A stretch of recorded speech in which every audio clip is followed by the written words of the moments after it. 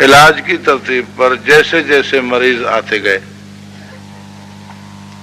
اب اس کتاب کو مدون کرنا ہے، اس کو لکھنا ہے، تو وہ شاگرد اس طرح نہیں لکھے گا، بلکہ جو اصول ہے حکمت کا، کتب حکمت کی تصنیف کا، اس کے مطابق لکھے گا۔ یعنی پہلے مریض آیا تھا جس کو گھٹنے میں درد تھا، تو وہ وجع المفاصل کا نسخہ استاد نے لکھوا دیا۔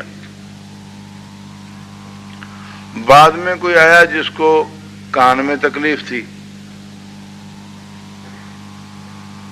تو وہ کان کے تکلیف والا نسخہ وہ استاد نے لکھوا دیا۔ پھر کوئی آیا جس کے پیر میں تکلیف ہے تو وہ لکھوایا، پھر کوئی آیا جس کے پیٹ میں تکلیف ہے تو وہ لکھوا دیا، وہ بتلا دیا۔ تو جیسے جیسے مریض آتے گئے اس ترتیب سے ضرورت کے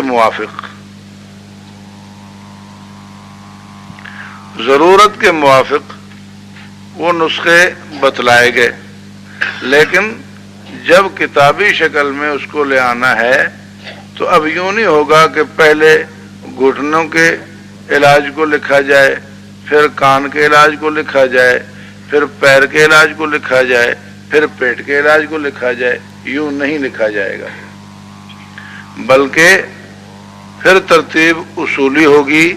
جب اس کتاب کو مدون کر کے اور آگے چلانا ہے، جس میں سارے نسخے مجرب ہیں، اس کو اب آگے چلایا جائے گا، تو اگرچہ تاریخ میں ملنے کے حساب سے تو وہ نسخے بعد میں آئے تھے جن کا تعلق سر کے ساتھ ہے، لیکن لکھے وہ پہلے جائیں گے۔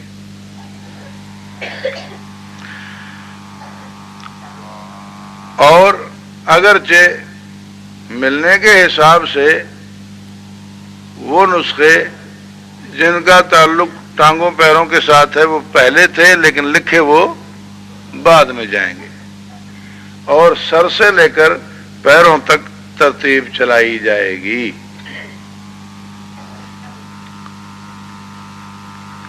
تو وہ جو علاج والی ترتیب تھی وہ ترتیب ضروری تھی، جیسی جیسی ضرورت پیش آتی گئی ویسا ویسا علاج کیا گیا، اور اب سر سے لے کر پیر تک علاج لکھنا یہ ترتیب اصولی ہے۔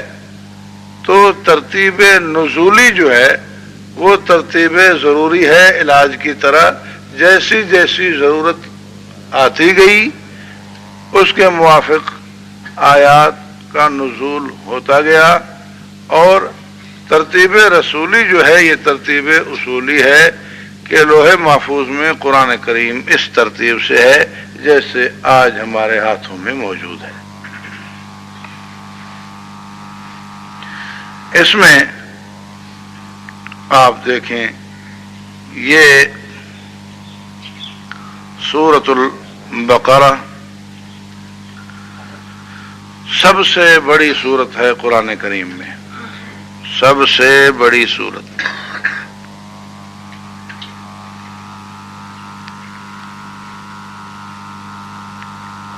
286 آیتیں اور 40 رکوع ہیں۔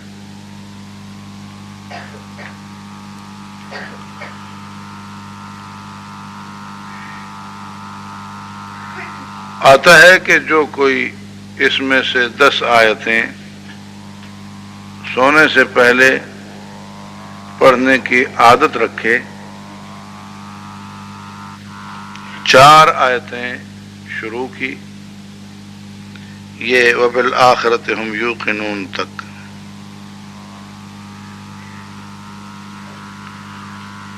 3 آیتیں آیت الکرسی والی خالدون تک،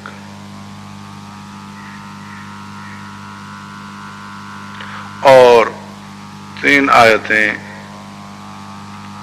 آخری. ان 10 آیتوں کا جو کوئی معمول رکھے رات کو سونے سے پہلے پڑھنے کا تو انشاءاللہ وہ قرآن کریم نہیں بھولے گا.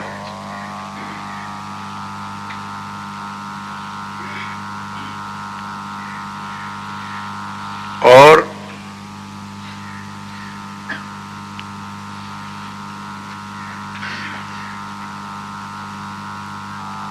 یہی 10 آیتیں، لیکن پہلی 4 میں ایک ملا کے اولئک علی ھدی من ربہم واولئک ھم المفلحون یہاں تک، باقی یہ تو 11 ہو گئی. اگر یہ آدمی رات کو سونے سے پہلے پڑھ لیتا ہے 11 آیتیں تو اس گھر میں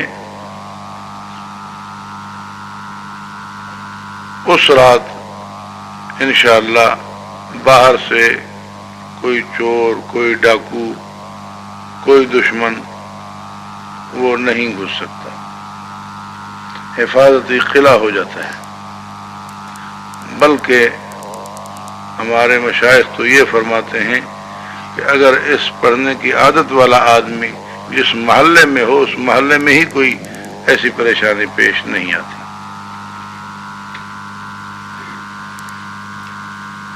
اور واقعتاً دیکھا گیا کہ ایسے پڑھنے والے لوگ جہاں تھے وہاں کچھ ہوا تو اس رات ہوا جب وہ وہاں نہیں تھے.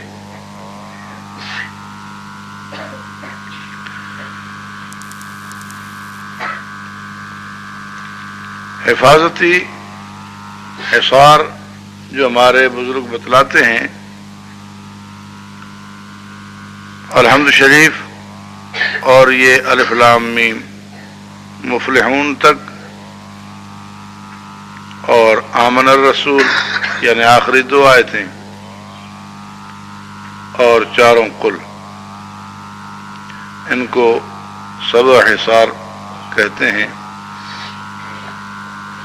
یہ 7 حصے قرآن کریم میں سے الحمد شریف، الف لام میم سے مفلحون تک، آمن الرسول سے آخر تک اور 4 قل، صبح فجر کے بعد اور شام کو مغرب کے بعد پڑھنے کا معمول رکھا جائے تو یہ تمام آفات اور شرور سے حفاظت کا ذریعہ ہے. اس لیے ہمارے بزرگ اہتمام سے یہ اپنے شاگردوں اور متعلقین کو پڑھنے کی تاکید فرماتے ہیں.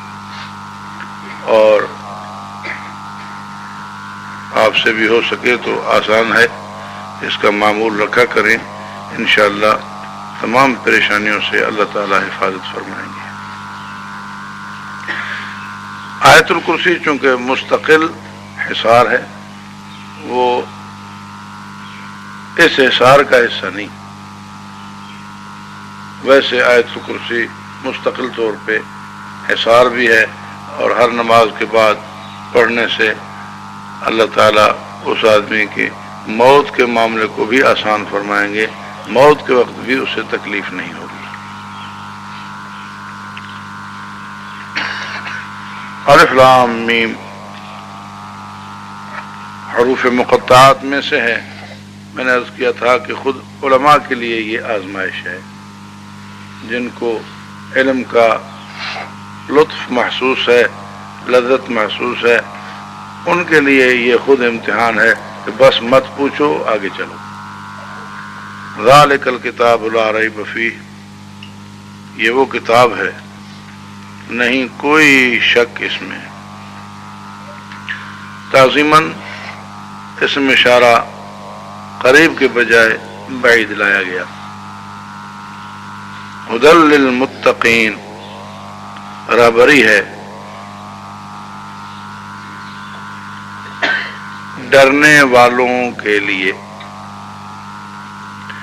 یعنی جن لوگوں میں اللہ سے ڈر ہے ان کے لیے تو یہ راہبری ہے. جس کو اللہ کا ڈر ہی نہیں ہے وہ کیا خیال کرے گا؟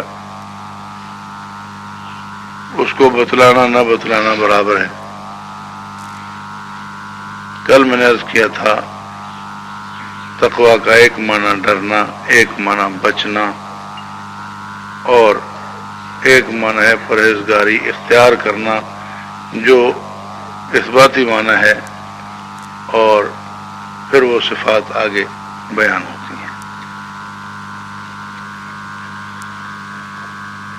تو یہاں ایک عموماً اعتراض کیا جاتا ہے، سوال کیا جاتا ہے کہ اگر پہلے ہی متقی ہیں تو ان کے لیے رہنمائی کا کیا مطلب، رہبری کا کیا مطلب؟ کئی جوابات دی ہیں مفسرین حضرات نے، لیکن حضرت تھانوی رحمۃ اللہ علیہ فرماتے ہیں کہ اس کا ترجمہ اگر یہ کیا جائے کہ ڈرنے والوں کے لیے، اللہ سے ڈرنے والوں کے لیے رہبری ہے، پھر کسی قسم کا سوال نہیں پڑتا. اور اگر متقین بمعنی پرہیزگار بھی لیا جائے تو پھر بھی سوال نہیں ہے. کیوں؟ کہ متقین عند التکلم مراد ہیں. متقین عند التکلم مراد ہیں. ذرا بات سمجھ لیجئے. صورت ہے مدنی. اس وقت بہت سارے کثیر تعداد میں متقین موجود ہیں.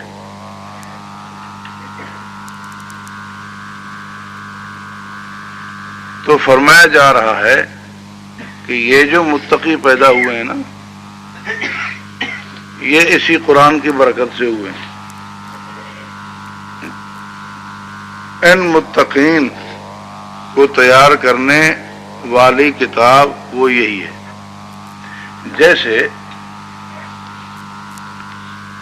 بہت بڑے علماء کے لیے کہا جائے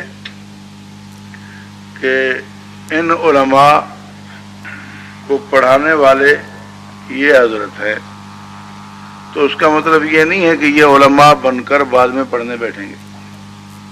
مطلب یہ ہوتا ہے کہ یہ علماء جو ہیں ان کو تیار جو کیا ہے وہ اس حضرت نے تعلیم دے کر کیا ہے.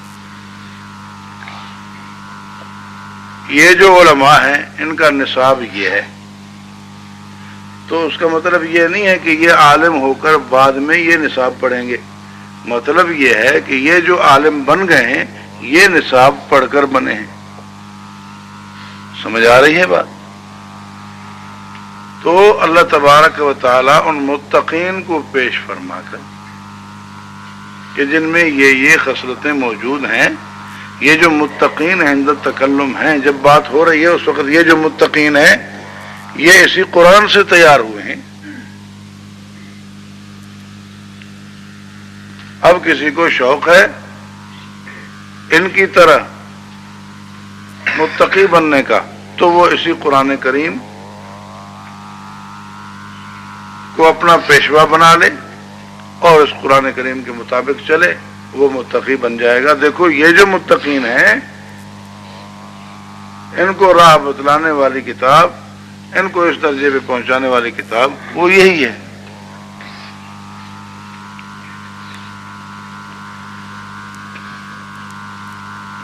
الذین یؤمنون بالغیب. اب اس وقت چونکہ متقین وہ موجود ہیں تو ان کے حالات بیان ہو رہے ہیں. الذین یؤمنون بالغیب ویقیمون الصلاۃ ومما رزقناہم ینفقون. جو لوگ ایمان رکھتے ہیں بن دیکھے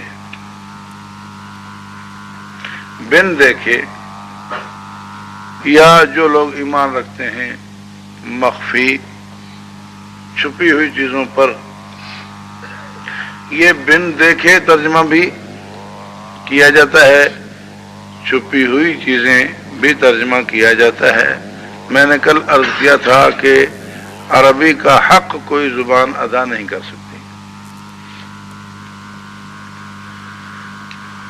مخفی کا بھی تو لفظ موجود ہے، خفیہ کا لفظ موجود ہے، مکتوم کا لفظ موجود ہے، بلا رویا کا لفظ موجود ہے۔ یہاں ہے بالغیب۔ الغیب وہ ہے کہ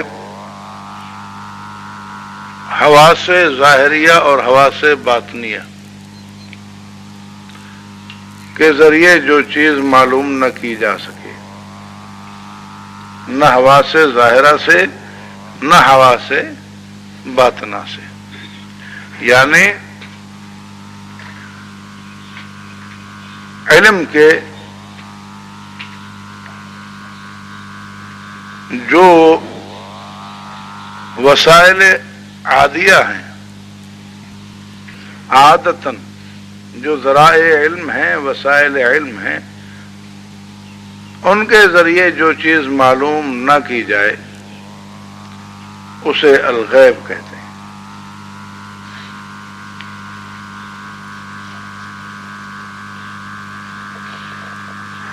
اب ہم نے باہر سے موٹر سائیکل کی آواز سنی، کان میں آواز آ گئی، ہم نے معلوم کر لیا کہ باہر موٹر سائیکل موجود ہے، تو یہ سننے سے علم ہوا۔ ہم دیکھ رہے ہیں اس پنکھے کو، دیکھنے سے علم ہوا۔ یا مقدمات بنا کر ذہنی طور پہ دلیل سے کسی چیز کو استدلال معلوم کرتے ہیں۔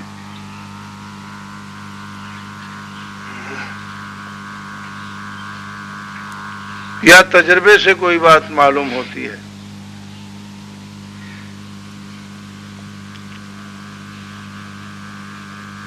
تو ذرائع علم جو ہیں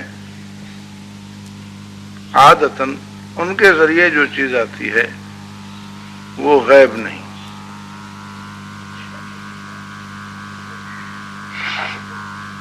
نہ انہوں نے خود دیکھا، نہ اس کی آواز سنی، نہ انہوں نے محسوس کیا، نہ ان کا عقلی تقاضا، نہ ان کا تجرباتی تقاضا، صرف اللہ کے کہنے پر، اللہ کے رسول کے کہنے پر مان لیتے ہیں۔ اتنا ان کا اللہ پر، خصوصاً اللہ کے رسول پر، کیونکہ اللہ کو بھی دیکھا نہیں، اللہ کے رسول پر اتنا اعتماد ہے کہ ان کے کہنے پر غیب کو بھی مان لیتے ہیں۔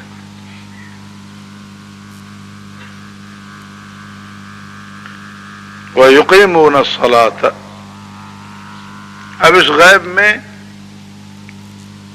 فرشتے بھی ہیں، جنت بھی ہے، جہنم بھی ہے، جو کچھ ہمارے حواس ظاہریہ اور حواس باطنیہ کے ذریعے معلوم نہیں ہوتا، اللہ اور اللہ کے رسول کے فرمان پر مان لیا ہے، یہ یؤمنون بالغیب میں ہے۔ اور جن کو ہم مردہ سمجھتے ہیں ان کو زندہ رسول اللہ صلی اللہ علیہ وسلم کے فرمان پر ماننا، یہ بھی یؤمنون بالغیب میں داخل ہے۔ جنہیں عقل مردہ کہتی ہے، نظر مردہ کہتی ہے، لیکن اللہ کے رسول نے بتلایا کہ یہ زندہ ہیں، ان کی زندگی کو ماننا، یہ بھی یؤمنون بالغیب میں داخل ہے۔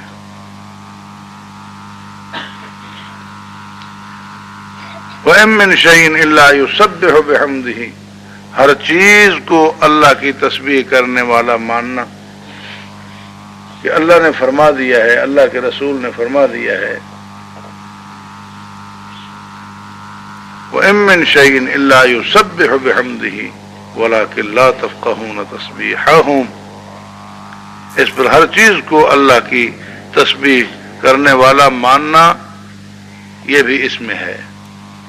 اسی طرح جنہیں دیکھ کر عقل کہتی ہے کہ یہ امواتن، لیکن قرآن کے کہنے پر، صاحب قرآن کے کہنے پر انہیں ماننا کہ نہیں بلکہ احیاء، یہ ایمان بالغیب سے متعلق مسئلہ ہے۔ اب جو چیز ایمان بالغیب سے متعلق ہو اس کے متعلق یہ کہنا کہ یہ مجھے سمجھا دو، دکھا دو، جنت ہے تو کہاں ہے، جہنم ہے تو کہاں ہے، دکھا دو، یہ بے دینی ہے۔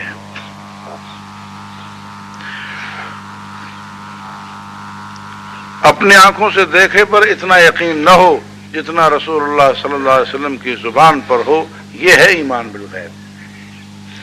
وَيُقِيمُونَ الصَّلَاةَ وَمِمَّا رَزَقْنَاهُمْ يُنْفِقُونَ، اور قائم رکھتے ہیں نماز کو اور ہمارے رزق میں سے خرچ کرتے ہیں۔ وَمِمَّا رَزَقْنَاهُمْ، اور اس میں سے جو دیا ہے ہم نے ان کو خرچ کرتے ہیں۔ اب خرچ تو سارے ہی اس میں سے کرتے ہیں، یعنی اس میں سے خرچ کرتے ہیں ہماری راہ میں۔ پھر وہ زکوٰۃ ہے تب، وہ فطرہ ہے تب، وہ غریبوں کا یعنی انفاق حج کے راستے میں ہے تب،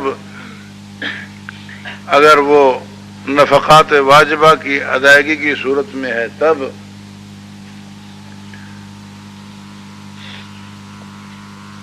فی سبیل اللہ صدقات نافلہ ہے تب، سب اس میں آ گیا۔ وَمِمَّا رَزَقْنَاهُمْ يُنْفِقُونَ۔ اللہ تبارک و تعالی نے دے رکھا ہے سب کو، دے کر حکم فرمایا ہے کہ یہ اب ہماری راہ میں دے دو۔ دیکھیں، ایمان کے بعد ایک بات کی گئی ہے نماز کی، ایک بات کی گئی ہے اللہ کے راستے میں مال خرچ کرنے کی، یعنی نماز میں جان کو اس طرح چلایا جاتا ہے جس طرح اللہ کا حکم ہے، اور زکوٰۃ اس میں انفاق میں مال کو اس طرح چلایا جاتا ہے۔ جامع عنوان انفاق کا اختیار فرمایا گیا تاکہ زکوٰۃ کے ساتھ ساتھ باقی جو مصارف ہیں وہ بھی اس میں شامل ہو جائیں۔ تو انفاق میں مال کو اللہ کے حکم کے مطابق چلایا جاتا ہے، اور صلاۃ میں جان کو اللہ کے حکم کے مطابق چلایا جاتا ہے۔ اللہ تبارک و تعالی نے جان دے کر، جسم دے کر، اور حکم فرمایا ہے کہ دیکھو یہ سیدھا سادہ بالکل صاف جسم تمہیں دیا ہے، ہم چاہتے تو تمہیں کبڑا بنا سکتے تھے، کوز پشت، کچھ لوگوں کو بنا کر دکھایا بھی ہے کہ وہ کمر جھکائے ہوئے چل رہے ہیں۔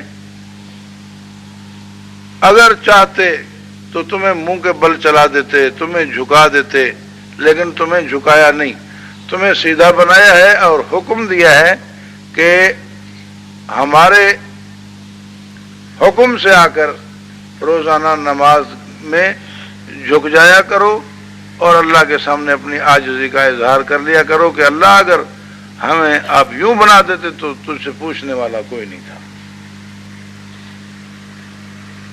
رکوع کرو، سجدہ کرو، اگر ہم تمہاری پیشانی کو زمین پہ رگڑوا دیتے اور تمہیں مجبور کر دیتے کہ ایسے چلو جس طرح کئی کیڑے مکوڑے چل رہے ہیں، یا تمہیں جانوروں کی طرح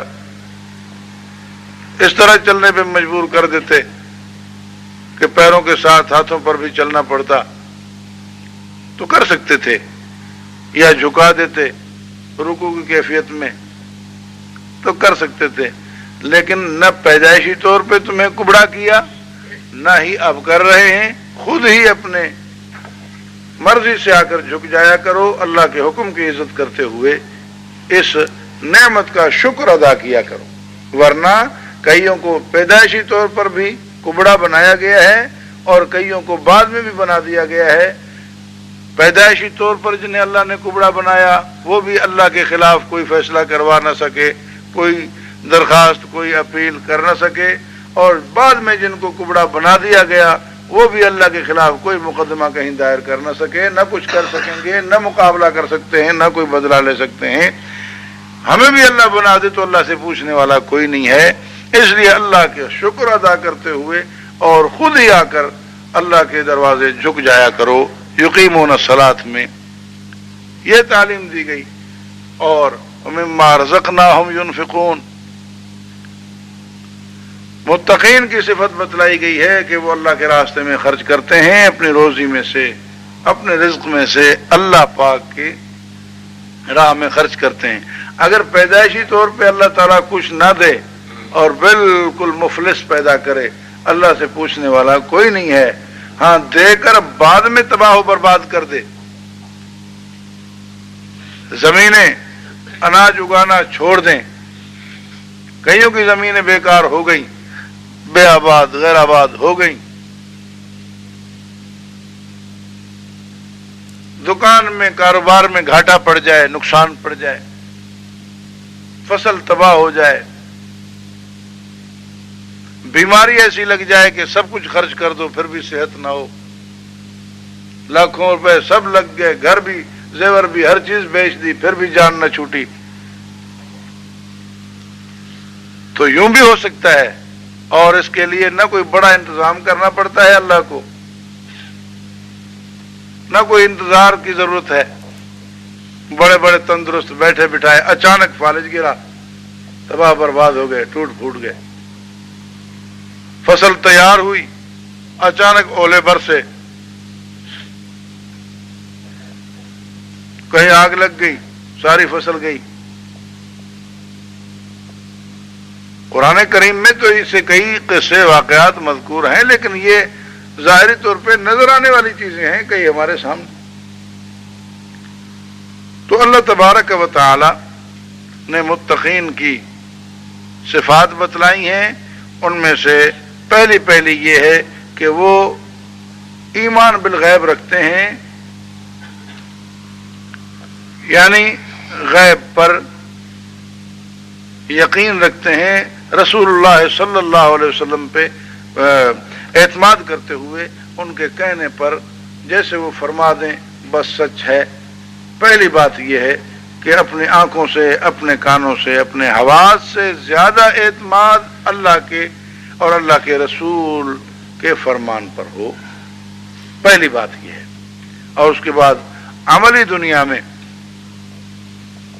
وہ اپنے جسم کو بھی اللہ کے حکم کے مطابق چلاتے ہیں، مال کو بھی اللہ کے حکم کے مطابق چلاتے ہیں۔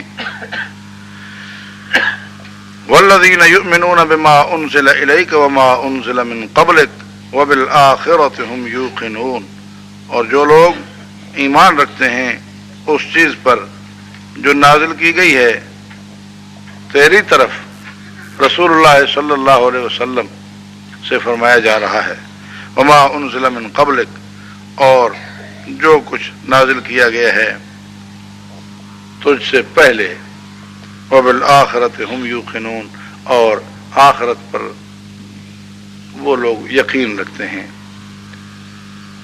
وہ غیب میں سے ایک چیز آخرت بھی ہے، آخر میں پھر اس کو لایا گیا۔ دیکھیں والذین یؤمنون بما انزل الیک وما انزل من قبلک، اور وہ لوگ ہیں جو ایمان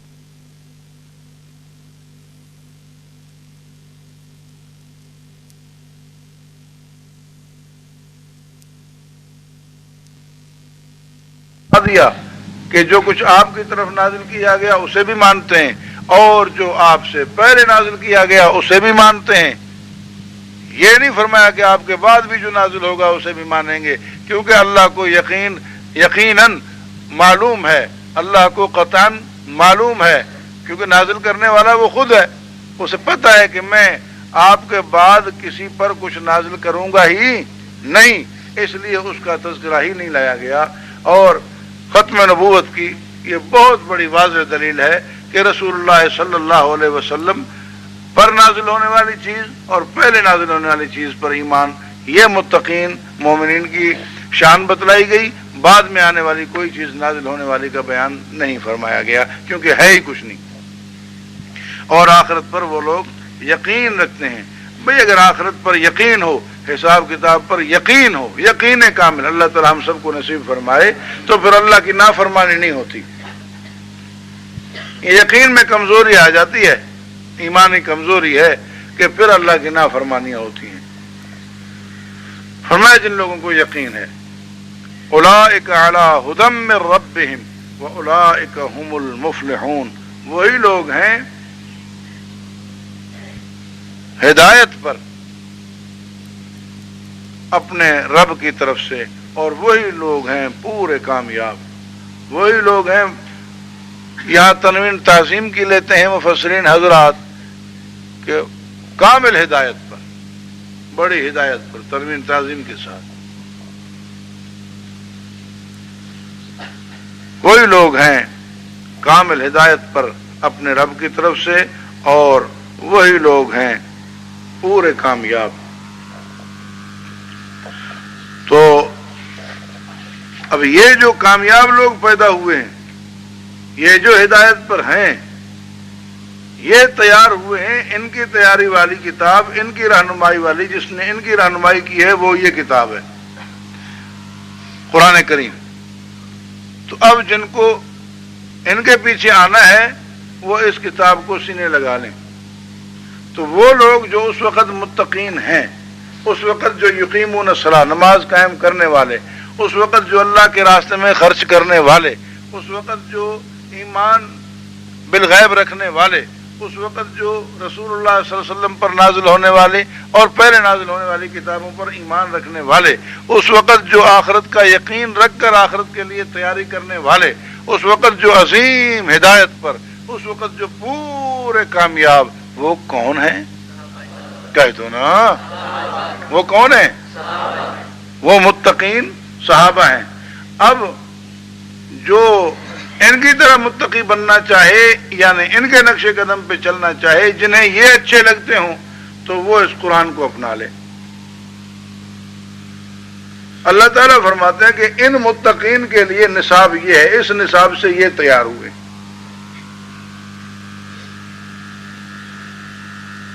تو جب یہ پتا چلا کہ اس نصاب سے یہ تیار ہوئے ہیں، تو اب کوشش ہے اس نصاب کو بدلنے کی، اس نصاب کو گم کرنے کی، نصاب کی تبدیلی کی کوشش اسی وجہ سے ہے کہ اس نصاب سے ایسے تیار ہوتے ہیں۔ تو جن لوگوں کو ان سے پیار ہے وہ کہیں گے نہیں یہ نصاب محفوظ ہے، اور جن کو ان سے دشمنی ہے وہ کہیں گے نہیں یہ نصاب نہیں رہنا چاہیے۔ تو جن کو ان سے پیار تھا اور ہے، انہوں نے اپنے سینے میں اس نصاب کو جگہ دی، توفیق اللہ نے دی ہے۔ اسی لیے صحابہ کرام کو ماننے والے اپنے دل میں قرآن کو جگہ دیتے ہیں اور قرآن کریم حفظ کرتے ہیں، اور اس امت میں لاکھوں نہیں کروڑوں بے شمار حفاظ قرآن موجود ہیں، جنہیں بسم اللہ سے والناس تک قرآن کریم موجود ہے، محفوظ ہے، یاد ہے، اور الحمدللہ ان میں لاکھوں ایسے ہیں جو ایک مجلس میں بیٹھیں بسم اللہ سے لے کر والناس تک سنا دیں۔ لاکھوں ایسے موجود ہیں بغیر کسی مبالغے کے، اور جو اس نصاب کو نہیں چاہتے، اور ان کو نہیں چاہتے جو اس نصاب سے تیار ہوئے ہیں، وہ قرآن کریم کے ضائع کرنے کی کوشش کرتے ہیں، نہ اپنے متعلقین کو یاد کرواتے ہیں، نہ یاد کرنے دیتے ہیں، نہ اس کی ترغیب دیتے ہیں۔ وہ چاہتے ہیں کہ کہیں مٹ جائے، لیکن ان کے چاہنے سے کچھ نہیں ہوگا، اللہ کا فیصلہ ہے کہ یہ قرآن نازل بھی ہم نے کیا اور اس کی حفاظت بھی ہم کریں گے۔ اللہ تبارک و تعالی ہمیں اس کی حفاظت اور اشاعت کی خدمت کے لیے قبول فرمائے۔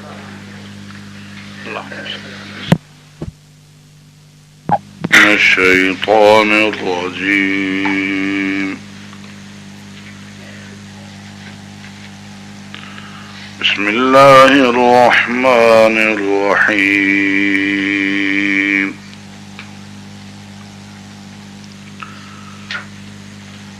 ان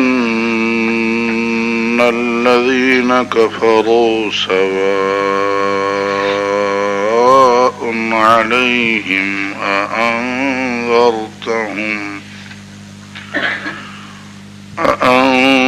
أأنذرتهم أم لم تنذرهم لا يؤمنون ختم الله على قلوبهم وعلى سمعهم وعلى أبصارهم غشاوة ولهم عذاب عظيم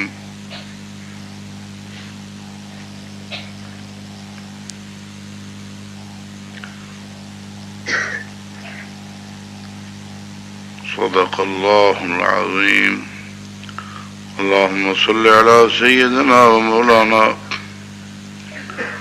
محمد النبي الأمي وعلى آله وأصحابه وبارك وسلم عدد كل معلوم لك دائما أبدا أبدا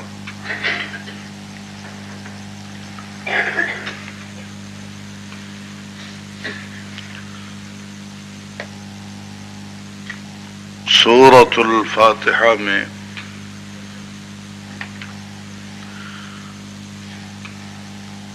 ہدایت طلب کی تھی بندوں نے، اہدنا الصراط المستقیم کہہ کر۔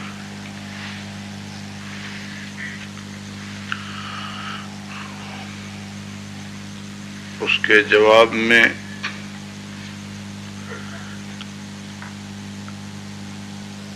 فرمایا گیا کہ یہ کتاب ہدایت ہے،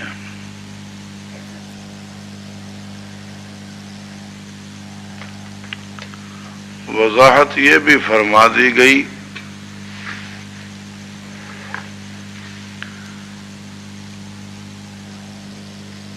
کہ ہدایت ہے لیکن اس سے فائدہ جو لیں گے وہ متقین، یعنی ڈرنے والے، جن کو اللہ کا ڈر ہوگا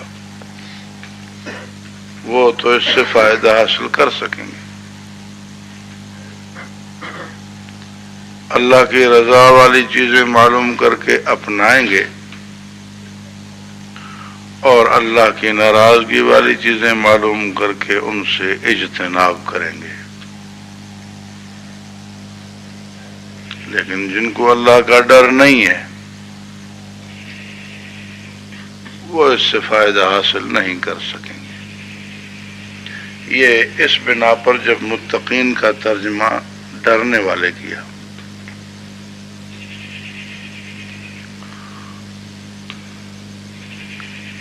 اور متقین کا اگر ترجمہ پرہیزگار کرتے ہیں تو پھر یہ بیان تعظیم کے لیے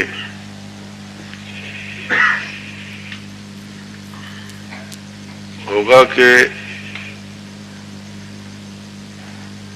آپ نے ہدایت مانگی ہے تو لیجئے، یہ وہ کتاب ہدایت ہے جس نے متقین بنائے ہیں، دیکھو ایسے ایسے ایسے ایسے۔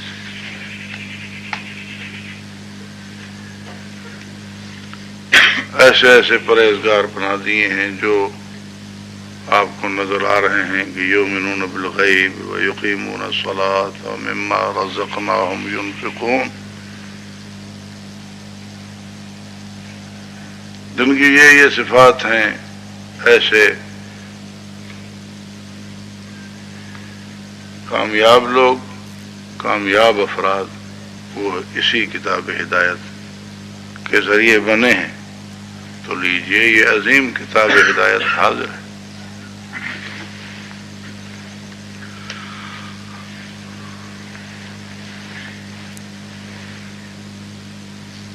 اس کتاب ہدایت قرآن کریم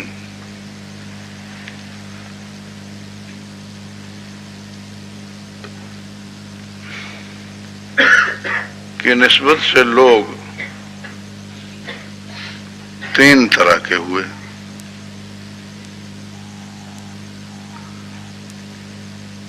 جنہوں نے فائدہ لیا، دل اور زبان سے مانا، قبول کیا، وہ ہو گئے متقین۔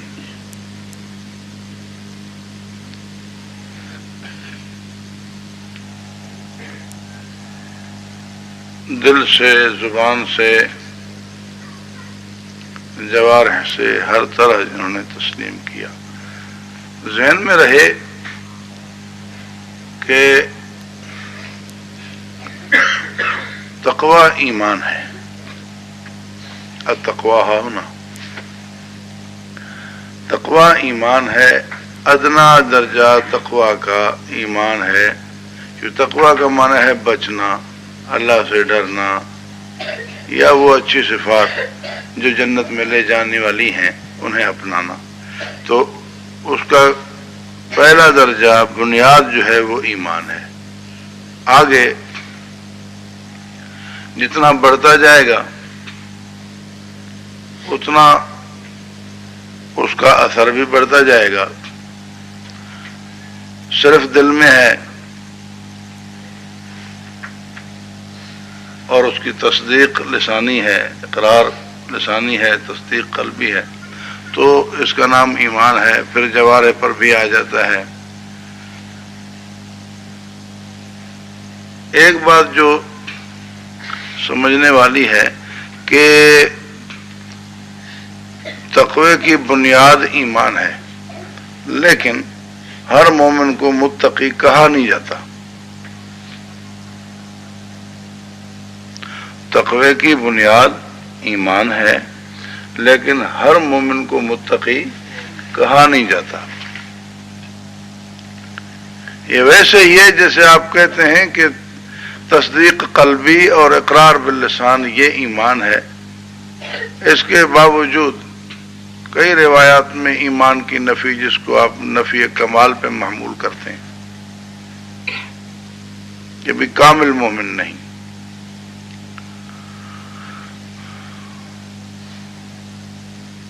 لا يزني الزاني حين يزني وهو مؤمن، لا يسرق السارق حين يسرق وهو مؤمن۔ حالانکہ بنیادی ایمان تو اس میں موجود ہے، وین زنا وین سرق والی روایت ظاہر ہے۔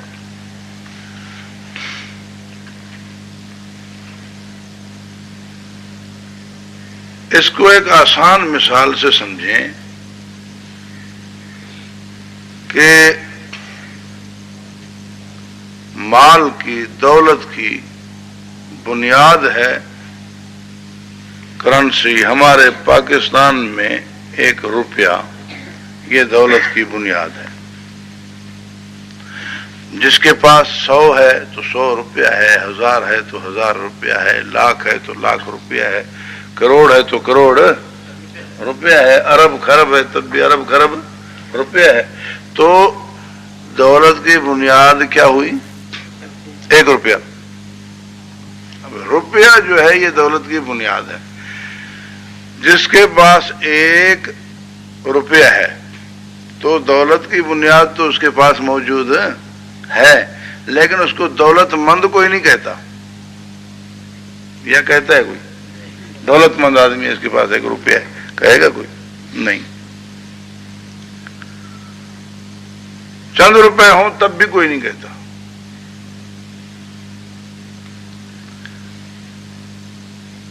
دولت مند تب کہیں گے جب وافر مقدار میں اس کے پاس اتنے روپے ہوں کہ ان کے اثرات محسوس کرے دیکھنے والا، اور عام لوگوں کے پاس جتنے ہوتے ہیں اس کے پاس ان سے زیادہ ہوں، نسبتاً عام لوگوں کے پاس جتنے ہوتے ہیں ان سے زیادہ ہوں، پھر کہیں گے بھئی یہ دولت مند ہے. تو ایسے ہی بنیادی طور پہ شرک سے بچا تو بچنا تو اس میں ہے. اللہ تبارک و تعالی سے ڈر کر وہ کفر نہیں کرتا تو ڈرنا تو اس میں ہے بنیادی طور پہ کسی نہ کسی درجے میں.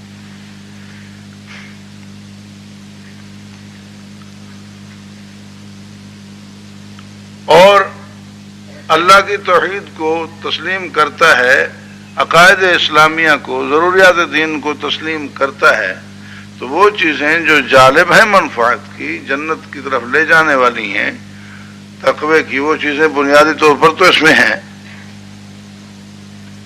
تو ایک درجے میں متقی یہ ہے، تقوی اس میں ہے، لیکن اس کو متقی کہا نہیں جائے گا. جس طرح جس کے پاس ایک آدھ روپیہ ہے اس کو دولت مند کہا نہیں جائے گا، لیکن مطلقاً نفی تو نہیں ہے کہ اس کے پاس بالکل نہ ہو، سالبہ کلیہ ہو.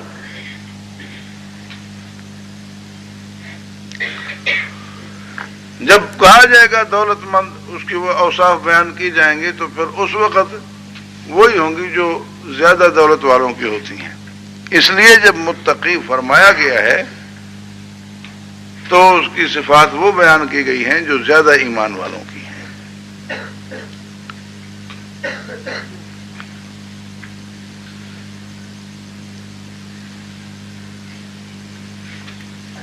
تو تین طبقے ہو گئے اس کتاب ہدایت کی نسبت سے لوگ: متقی، وہ جو ماننے والے، ان کے کئی درجات ہیں.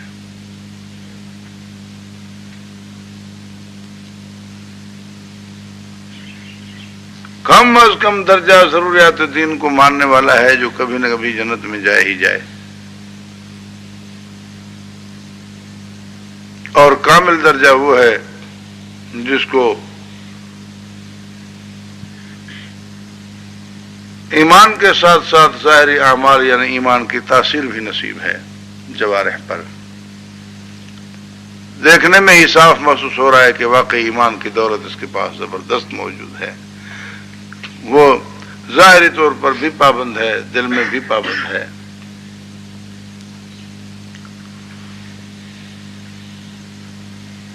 اور واقعی اس میں ایمان بھی ہے، اسلام بھی ہے. دیکھیں، ایمان، اسلام چیزیں وہی ہیں. اسلام فرماتے ہیں کہ یہ ظاہری جسم سے شروع ہو کر دل تک جاتا ہے، اور ایمان دل سے شروع ہو کر ظاہر تک آتا ہے.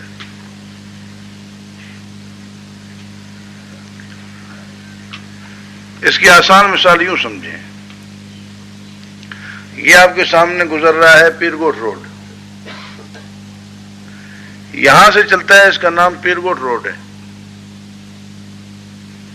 لیکن ہے تب جب یہ پیر گوٹ پہنچے. اگر نہ پہنچتا ہو تو یہ پیر گوٹ روڈ یہیں سے نام اس کا ٹھیک نہیں ہوگا. اور وہاں پیر گوٹ سے یہ چلتا ہے، اس کا نام خیر پور روڈ ہے. سمجھ آ رہی ہے بات؟ یہاں سے یہ روڈ چلتا ہے سکھر روڈ، سکھر سے یہی چلتا ہے خیر پور روڈ. لیکن ہے تب نہ جب یہاں سے چل کر سکھر پہنچے اور سکھر سے چل کر خیر پور پہنچے. لیکن اگر یہاں سے چل کے آگے بند ہو جائے تو کہیں گے بھئی یہ یہاں سے تو سکھر روڈ تھا، اب تو نہیں ہے. اس امید پر ہم کہہ رہے تھے کہ اس وقت پہنچتا تھا، اب ٹوٹ گیا ہے، ختم ہو گیا، جہاں تک جائے گا وہیں تک کہا جائے گا. تو اسلام بھی معتبر تب ہے جب ایمان تک پہنچے، یعنی ظاہری اعمال بھی معتبر تب ہیں جب ایمان تک، دل والی کیفیت تصدیق تک پہنچیں. اور دل والی تصدیق جو ہے وہ بھی معتبر کامل تب ہے جب آخر باہر تک پہنچے. باہر تک پہنچنے کے بھی کئی نمونے ہیں. کم از کم اتنا تو پہنچے کہ غیر اللہ کا سجدہ نہ کرے. کم از کم اتنا تو پہنچے کہ غیر اللہ کا سجدہ نہ کرے. کم از کم اتنا تو پہنچے کہ بیت اللہ کے سوا کسی کا طواف نہ کرے. کم از کم اتنا تو پہنچے کہ زنار نہ باندھے.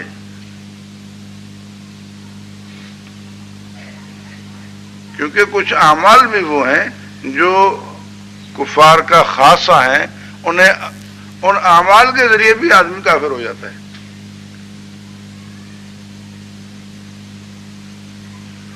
بت کا سجدہ کرنے سے، زنار باندھنے سے.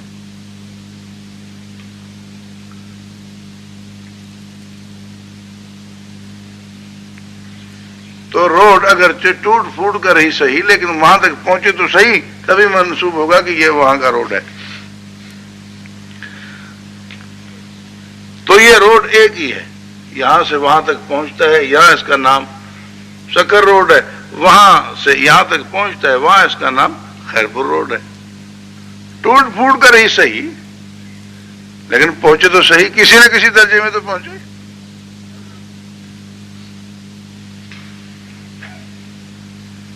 تو بہرحال ایک طبقہ ہوا جو مانتا ہے.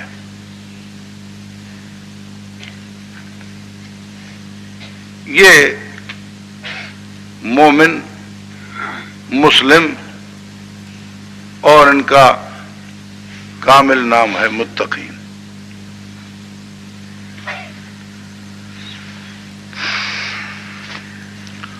اور دوسرا درجہ ہے نہ ماننے والوں کا.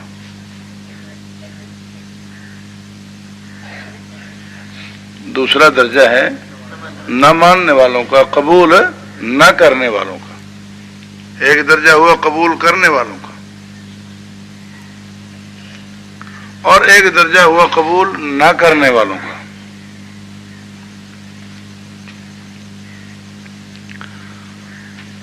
قبول نہ کرنے والے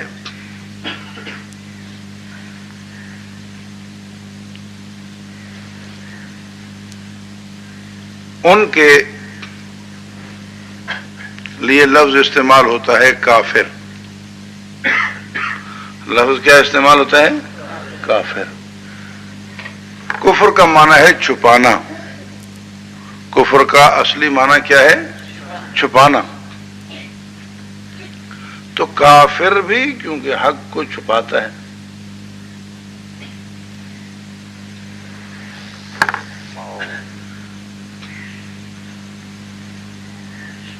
اس لیے اسے کافر کہا جاتا ہے. یہ لفظ مومن یا لفظ کافر جب بھی استعمال ہوتے ہیں تو شہرت کی وجہ سے عام اعتبار کیا جاتا ہے، اور ہر کوئی سمجھ جاتا ہے کہ مومن سے مراد ہے مومن باللہ، اور کافر سے مراد ہے کافر باللہ، یا مومن بالحق کافر بالحق. یہ ان کے پیچھے صلہ محذوف ہوتا ہے،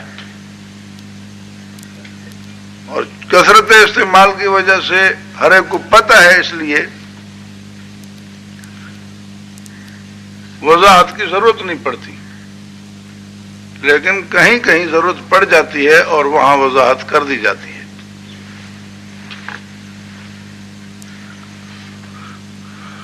جیسے ومن یکفر بالطاغوت ویؤمن باللہ فقد استمسک بالعروۃ الوثقی، یہاں وضاحت ہے۔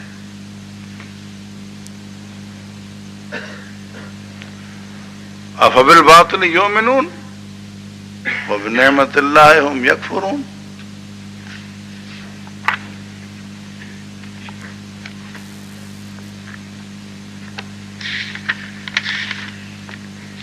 یہاں وضاحت ہے۔ اور سورہ عنکبوت کی آیت نمبر 52 میں ہے والذین آمنوا بالباطل وکفروا باللہ اولئک هم الخاسرون۔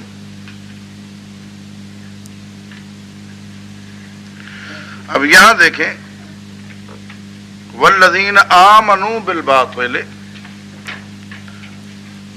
وکفروا باللہ، آمنوا بالباطل،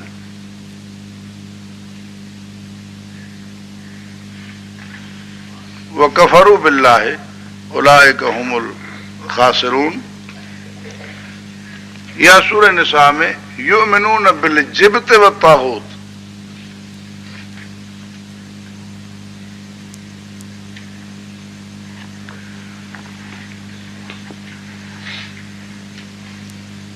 یا آیت الکرسی کے بعد تیسرے پارے میں ومن یکفر بالطاغوت ویؤمن باللہ فقد استمسک بالعروۃ الوثقی لا انفصام لها واللہ سمیع علیم۔ تو کافر بالطاغوت تو عین مومن ہے، کفر بالطاغوت تو عین ایمان ہے، اور ایمان بالطاغوت تو عین کفر ہے۔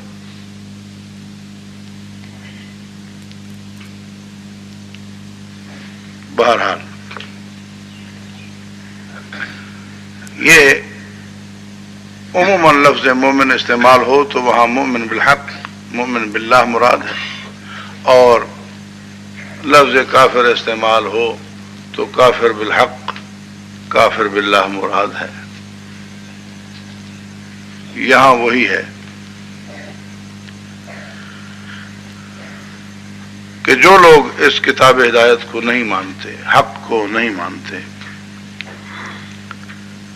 ان الذین کفروا سواء علیہم اانذرتہم ام لم تنذرہم لا یؤمنون۔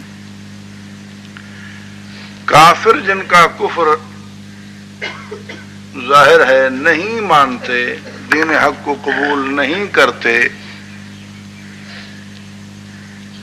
ان کا کفر 4 قسموں پر ہے۔ کفر کی کتنی قسمیں بھائی؟ کفر انکار، نہ جانتا ہو نہ مانتا ہو، نہ جانتا ہو نہ مانتا ہو، یہ کفر ہے لیکن عدم علم کی بنیاد پر، پتہ ہی نہیں اسے،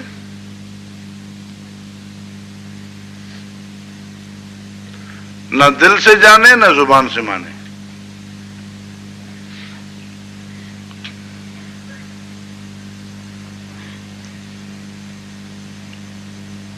اور ایک ہے کفر جحود، کفر جحود کہ دل سے جانے زبان سے نہ مانے، کفر جحود جیسے ہے کفر الیہود۔